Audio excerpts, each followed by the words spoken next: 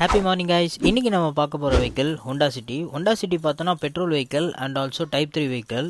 Honda சிட்டியில் இன்றைக்கி நம்ம பண்ண போகிற ஒர்க் கிளச் ஒர்க் தான் பண்ண போகிறோம். இந்த வண்டியில் கிளச் ஃபெயிலியருக்கான சிம்டம்ஸ் என்னன்னு பார்த்தோன்னா, கிளச் பெடல்லேருந்து ஃபுல்லாக ரிலீஸ் பண்ணாதான் வெஹிக்கிள் பார்த்தீங்கன்னா மூவ் ஆகும். வெஹிக்கிளில் ட்ரையல் எடுத்து பார்க்கும் போதே கிளச் பிளேட் தான் ஃபெயிலியர்ன்றது தெரிஞ்சிடுச்சு. அப்புறம் என்ன, எப்பவும் போல் கியர் பாக்ஸை ரிமூவ் பண்ணியாச்சு. ரிமூவ் பண்ணிவிட்டு ஃப்ளைவீல் சைடில் ஏதாவது டேமேஜ் இருக்கான்னு செக் பண்ணோம். எந்த ஒரு டேமேஜும் இல்லை.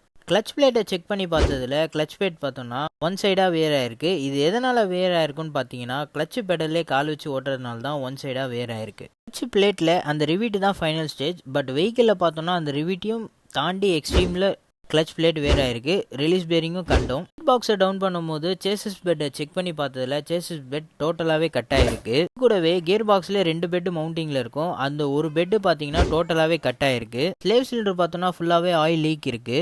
ஸோ நம்ம இதே நியூ வந்தால் ரீப்ளேஸ் பண்ணணும். வெஹிக்கிள் பார்த்தீங்கன்னா நியர்லி 1,70,000 ரன் ஆயிருக்கு. வெஹிக்கிளுக்கு என்னென்ன சேஞ்ச் பண்ண போகிறோன்றதை 1 by 1 பார்த்துடலாமா? ஃபர்ஸ்ட்டு பார்த்தோன்னா ரிலீஸ் பேரிங், அது கூடவே பிளைவீல் பேரிங். நெக்ஸ்ட் பார்த்தோன்னா பெடல் எம்சி. நெக்ஸ்ட் பார்த்தோன்னா கியர் பாக்ஸில் வர ஸ்லேவ் சிலிண்டர், இன்ஜின் மவுண்ட் ஆகிற 2 bed and clutch set assembly and gear box oil. இது எல்லாம் தான் இப்போதைக்கு இந்த வண்டிக்கு சேஞ்ச் பண்ண போகிறோம். அடுத்து பார்த்தோன்னா ஃப்ளைவீலில் வர குட்டி பேரிங்கை லாக் பண்ணிக்கலாம். அடுத்து பார்த்தோன்னா கிளச் பிளேட் பார்த்தோன்னா ப்ராப்பரான பொசிஷனில் வச்சு தான் லாக் பண்ணணும். அப்படி பண்ணலை அப்படின்னா கியர் எங்கேஜ் பண்ணும்போது ப்ராப்பரா எங்கேஜ் ஆகாது. கவர் அசம்பிளி அண்ட் கிளச் பிளேட்டை ப்ராப்பரா ஃபிட் பண்ணியாச்சு. ஃபிட் பண்ணி முடிச்ச கையோட கியர் பாக்ஸ்ல வேற இருக்க டஸ்ட் பார்ட்டிகல்ஸ் எல்லாம் க்ளீன் பண்ணிக்கலாம். க்ளீன் பண்ணதுக்கு அப்புறம் தான் ரிலீஸ் பேரிங்கை ஃபிட் பண்ணணும். க்ளீன் பண்ணி முடிச்ச கையோட ரிலீஸ் பேரிங்கை ப்ராப்பரா கிரீஸ் வச்சு ஃபிட் பண்ணிக்கலாம். கிரீஸ் அப்ளை பண்றதுனால கிளச் பெடலை பிரஸ் பண்ணும்போதும் ரிலீஸ் பண்ணும்போதும் நம்மளுக்கு ஒரு ஸ்மூத்னஸ் கிடைக்கும். அடுத்து என்ன, கியர் பாக்ஸை ஃபிட் பண்ணிட்டு அது கூடவே 2 பெட்டையும் பக்காவா ஃபிட் பண்ணிக்கலாம். சிட்டியில் பார்த்தீங்கன்னா வெஹிக்கிளுக்கு கியர் பாக்ஸ் சைடில் 2 பெட் இருக்கு. கியர் பாக்ஸை ஃபிட் பண்ண கையோட சேசஸில் இருக்க பெட்டையும் ஃபிட் பண்ணிக்கலாம். 2 பெட்டையும் ப்ராப்பராக ஃபிட் பண்ணி முடிச்சுட்டு வெஹிக்கிள் எல்லாமே கரெக்டாக ஃபிட் பண்ணியிருக்கோமான்றதை ஒரு வாட்டி செக் பண்ணிட்டு அடுத்து பார்த்தோன்னா இன்ஜின் சைடில் ஒரு மேஜர் கம்ப்ளைண்ட் இருக்கு. அது வேற ஒன்றும் இல்லை, இன்ஜின் சைட்லேருந்து ஆயில் லீக் ஆகுது. ஆயில் லீக் கூடவே பார்த்தோன்னா கூலண்ட்டும் லீக் ஆகுதுன்றது கஸ்டமரோட கம்ப்ளைண்ட். இதுக்கு பார்க்கும் போதே தெரிஞ்சிருக்கும் ஃபுல்லாகவே இந்த சைடு ஆயில் லீக் ஆகுது. எங்கேருந்து லீக் ஆகுதுன்னு பார்த்தீங்கன்னா கேம் ஷாஃப்டோட சீல்லேருந்து தான் ஆயில் பார்த்தீங்கன்னா லீக் ஆகுது. ஆயில் லீக் பார்த்தீங்கன்னா எங்கே ஆகுதுன்னு ஃபைண்ட் அவுட் பண்ணதுக்கப்புறம் அது கூலண்ட் எங்கேருந்து லீக் ஆகுதுன்றதை செக் பண்ணிக்கலாம். கூலண்ட் எங்கேருந்து லீக் ஆகுதுன்னு செக் பண்ணி பார்த்ததுல த்ராட்டில் பாடிக்கு சப்ளை ஆகிற கூலண்ட் ஹோஸ்லேருந்து தான் கூலண்ட் பார்த்தீங்கன்னா லீக் ஆகுது. ஃபஸ்ட்டு பார்த்தீங்கன்னா ஆயில் லீக் அரெஸ்ட் பண்ணிக்கலாம். இதுதான் நான் சொன்ன கேம் ஷாஃப்ட்டுக்கு பேக் சைடில் வர ஆயில் சீல். இதில் பிளாக் கலரில் ஓரிங் இருக்குல்ல, அது டேமேஜ் ஆனதுனால தான் ஆயில் லீக் ஆயிருக்கு. கூலண்ட் பார்த்தீங்கன்னா இந்த ஹோஸ் டேமேஜ் ஆனதுனால தான் லீக் ஆயிருக்கு. ஃபஸ்ட்டு பார்த்தீங்கன்னா ஓரிங்கை ஃபிட் பண்ணி ஆயில் லீக் அரெஸ்ட் பண்ணிக்கலாம். பழைய ஓரிங்கை எடுக்கும் போதே கட் ஆயிடுச்சு. ஸோ நியூ ஓரிங்கை ஃபிட் பண்ணி டம்மியை பார்த்தீங்கன்னா ஃபிட் பண்ணிக்கலாம்.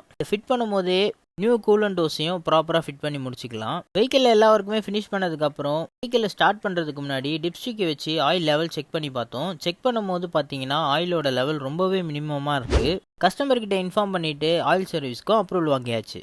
அப்புறம் என்ன, ட்ரெயின் நெட்டை ரிமூவ் பண்ணி ஃபர்ஸ்ட் ஆயிலை ட்ரெயின் பண்ணிக்கலாம். ட்ரெயின் நெட்டை ரிமூவ் பண்ண கையோட இன்ஜின் ஆயில் பார்த்தோன்னா ட்ரெயின் ஆக ஸ்டார்ட் ஆகிடுச்சு. அடுத்து பார்த்தோன்னா ஆயில் ஃபில்டரை ரிமூவ் பண்ணிட்டு இன்ஜின் ஆயில் 2 சைடும் ட்ரெயின் ஆகிற கேப்பில் வெஹிக்கிளுக்கு அதர் ஃபில்டர்ஸ்லாம் செக் பண்ணிட்டு சேஞ்ச் பண்ணிட்டு வந்துடலாமா? ஏர் ஃபில்டரை செக் பண்ணி பார்த்ததுல ஏர் ஃபில்டர் பார்த்தோம்னா கம்ப்ளீட்டாக பிளாக்காக இருக்குது. ஸோ நியூ ஒன் சேஞ்ச் பண்ணால் தான் பக்காவாக இருக்கும். இதுதான் அந்த வண்டிக்கு ஃபிட் பண்ண போகிற நியூ ஏர் ஃபில்டரை ஃபிட் பண்ணதுக்கப்புறம் ஏர் ஃபில்டரை ஃபிட் பண்ணி முடிச்சதுக்கப்புறம் ஆயில் கீழே ட்ரெயின் ஆயிருக்கான்னு செக் பண்ணி பார்த்ததுல பக்காவாக ட்ரெயின் ஆயிருந்தது. ஸோ ட்ரெயின் நெட்டையும் நியூ ஆயில் ஃபில்டரையும் ஃபிட் பண்ணிக்கலாம். ட்ரெயின் நெட்டை லாக் பண்ண கையோட வெஹிக்கிளுக்கு பார்த்தோன்னா 5W40 ஃபுல் சிந்தட்டிக் ஆயில் தான் யூஸ் பண்ண போகிறோம். இந்த வண்டிக்கு எத்தனை லிட்டர் இன்ஜின் ஆயில் பிடிக்கும்ன்றது தெரிஞ்சால் கமெண்ட் செக்ஷனில் மறக்காமல் கமெண்ட் பண்ணுறேங்க. இன்ஜின் ஆயில் ஃபில் பண்ணி முடிச்சதுக்கப்புறம் டிப்ஸ்டிக் வச்சு ஆயில் லெவலில் இருக்கான்னு செக் பண்ணி பார்த்தோம். ஆயில் பார்த்தீங்கன்னா கரெக்டான லெவலில் இருக்குது. அப்புறம் என்ன, வெஹிக்கிளை ஸ்டார்ட் பண்ணி ட்ரையல் எடுத்து செக் பண்ணி பார்த்தோம். வெஹிக்கிள் பார்த்தோன்னா சூப்பராக இருந்தது. இந்த மாதிரி வெஹிக்கிள் ரிலேட்டட் வீடியோஸ் பார்க்குறதுக்கு மறக்காமல் நம்ம சேனலை சப்ஸ்கிரைப் பண்ணிக்கோங்க. உங்கள் ஃப்ரெண்ட்ஸ் சர்க்கிளில் யாராச்சும் ஹோண்டா சிட்டி வச்சுருந்தாங்க மறக்காமல் இந்த வீடியோவை ஷேர் பண்ணிவிடுங்க. தேங்க்யூ.